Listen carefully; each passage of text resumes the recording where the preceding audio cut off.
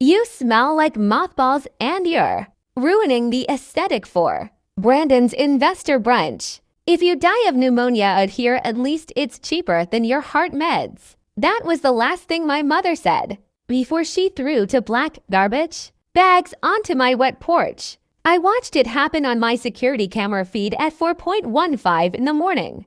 My father Daniel had just dragged my 78-year-old grandmother out of his luxury SUV and left her on the freezing concrete in her slippers. He didn't help her stand. He just dropped her there like unwanted furniture. Then my mother Marie tossed those trash bags right next to her. They weren't full of garbage. They were full of her clothes. One of them split open, spilling a knitted cardigan straight into a puddle. I scrambled to the front door and threw it open, but I was too late. They hadn't knocked. They hadn't rung the doorbell. I just saw their tail lights fading into the mist as they sped away.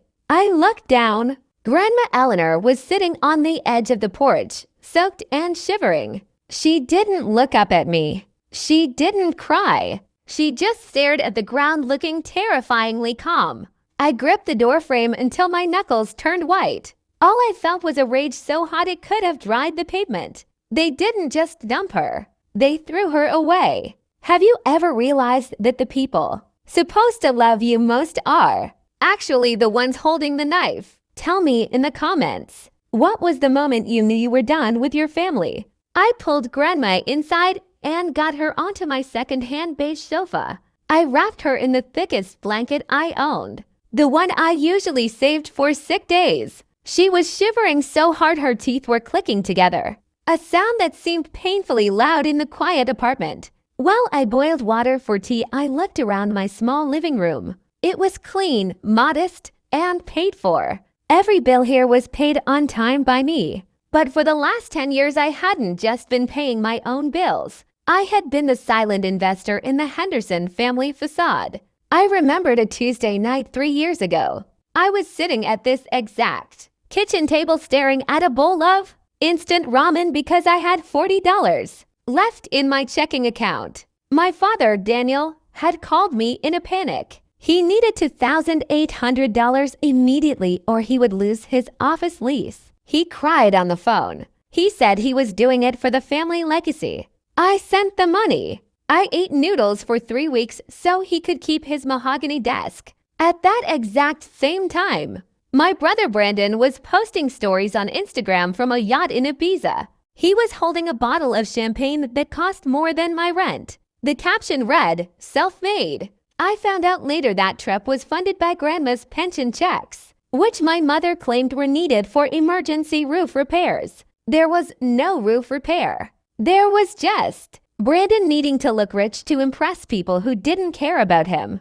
That was the family economy. I was the safety net and Brandon was the trapeze artist who never bothered to learn how to catch himself. My parents, Daniel and Marie, were the ringmasters, obsessed with the show. They lived in a sprawling, historic mansion on Queen Anne Hill that they couldn't afford to heat. They drove leased luxury cars they couldn't afford to insure. And right now, they were drowning in debt while planning a $100,000 vow renewal ceremony at the exclusive Seattle Yacht Club. It wasn't about love. It was a networking event. They needed to look successful to secure a loan from a visiting tech investor because Brandon's latest crypto startup had imploded. I handed Grandma a mug of tea. She took it with both hands, the steam rising around her face. She looked small, fragile. Why now? I whispered mostly to myself. Why tonight?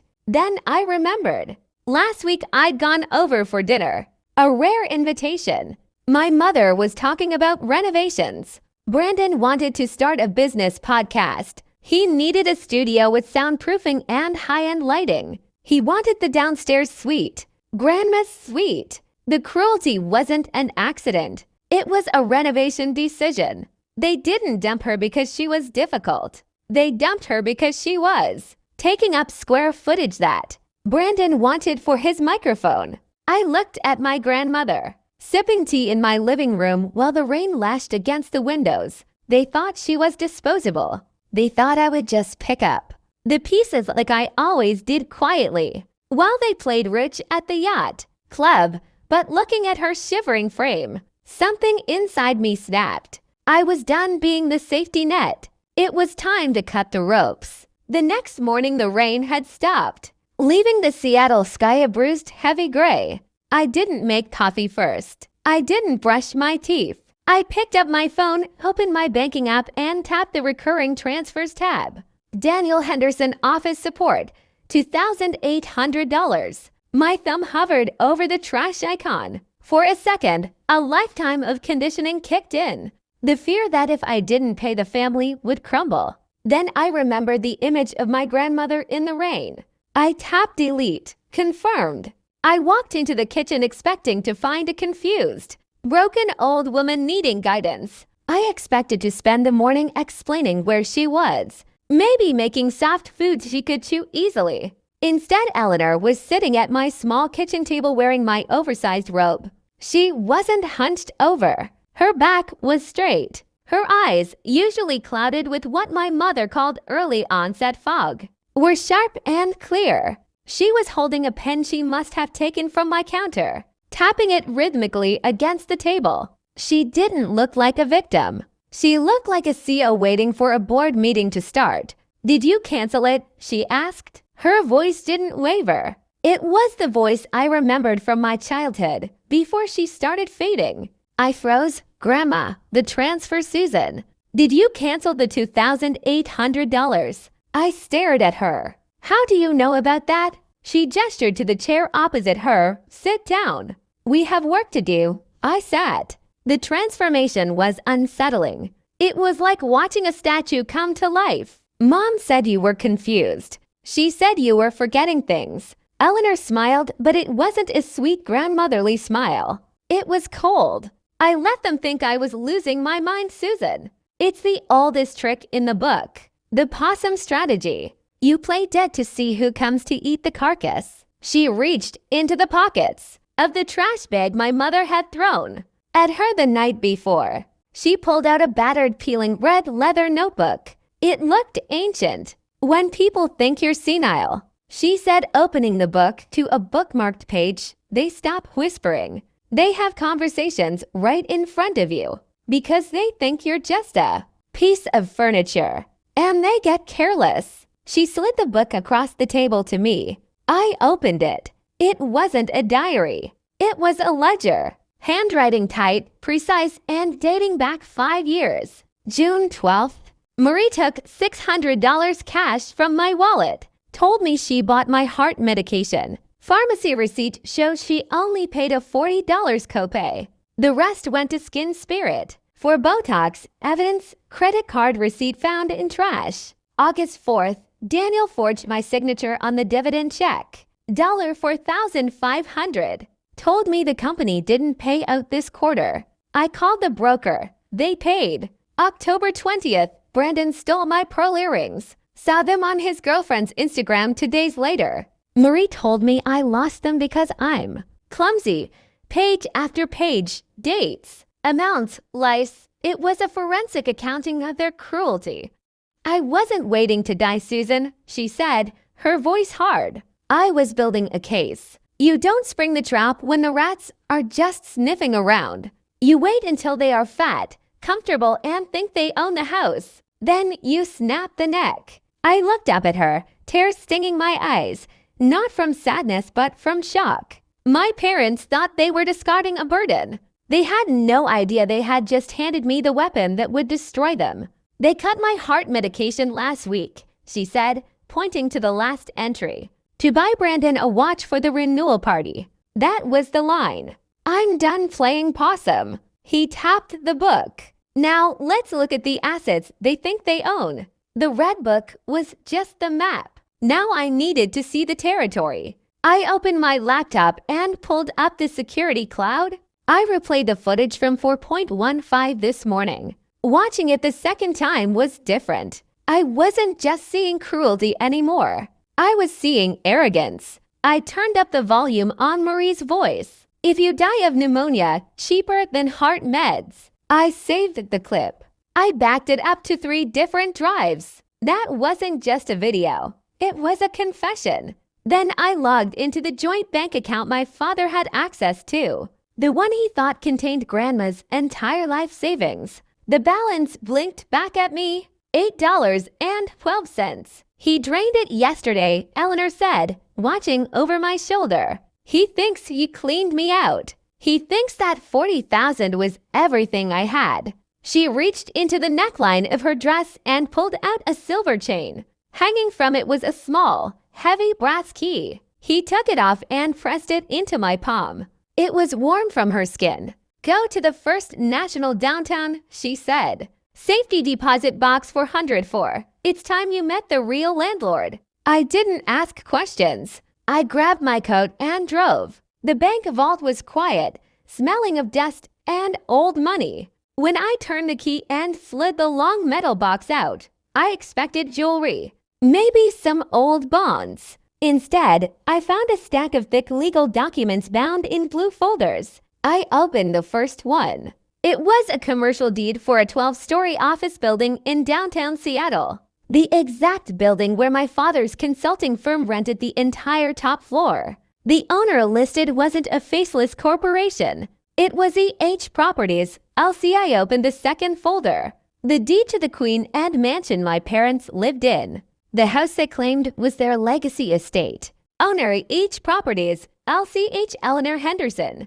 I sat down on the cold tile floor of the vault, surrounded by millions of dollars in real estate paper.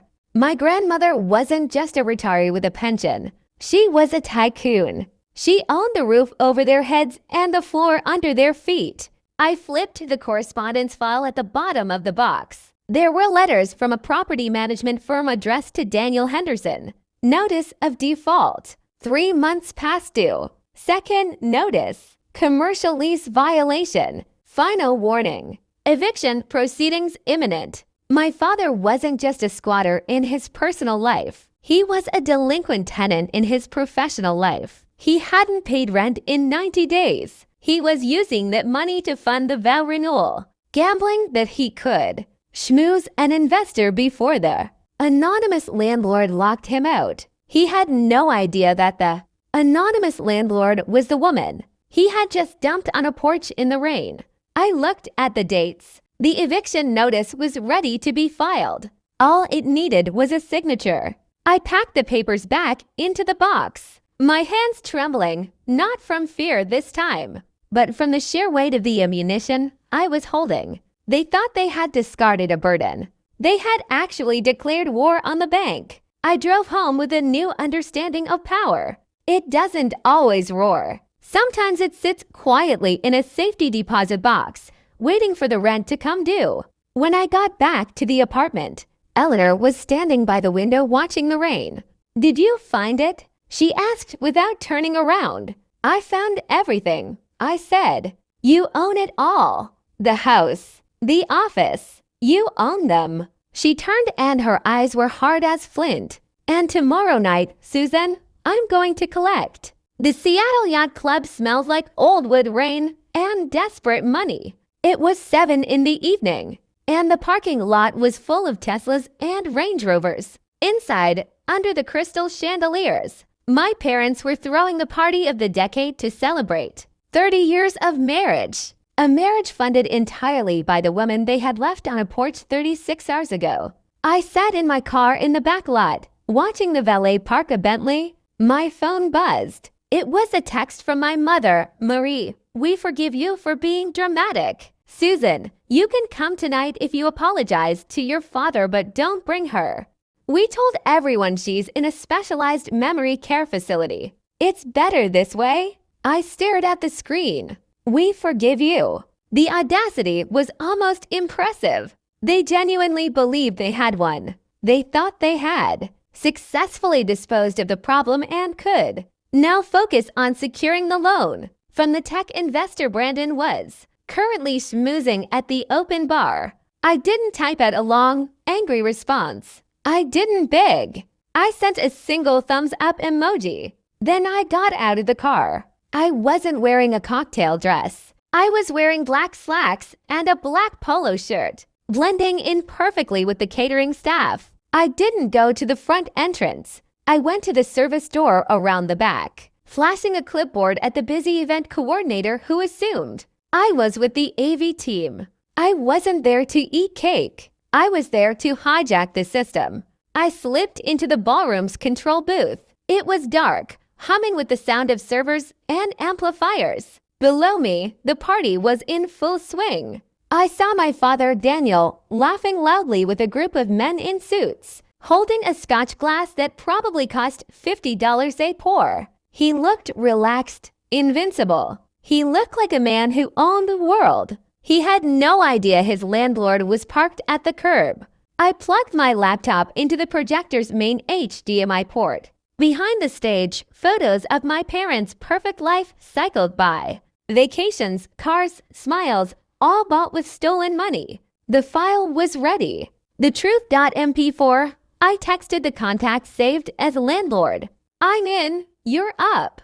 Outside in the rain, a black town car waited. Inside sat Eleanor Henderson, no longer in a housecoat, but in a vintage Chanel suit she'd kept for 20 years. Her hair was done lipstick red. On her lap rested 3 notarized eviction notices. She looked less like a grandmother and more like an executioner. From the booth, I watched Daniel step to the mic, smiling as the room fell silent. He was about to sell the lie one last time. 30 years of marriage, he began. Applause followed. My mother dabbed her eyes. Then Daniel lowered his voice. Sadly, my mother couldn't be here. Her dementia has progressed. For her safety, we placed her in a luxury memory care facility. I nearly gagged. Luxury care. They meant my couch. I hit play. The lights died. Gasps filled the room. Then the screen lit up with Ring footage. 4:15 a.m., rain pounding as Daniel dragged his mother from the car. Trash bags flew. Marie's voice echoed through the ballroom. If she dies of pneumonia, it's cheaper than her meds. Silence. Absolute. The audio followed. Once the old hag dies, the insurance covers the catering. Someone screamed. The doors burst open. Eleanor walked in, flanked by 2 King County sheriffs and her lawyer. She moved down the aisle as the crowd parted. Daniel stared frozen. She took the mic from his hand.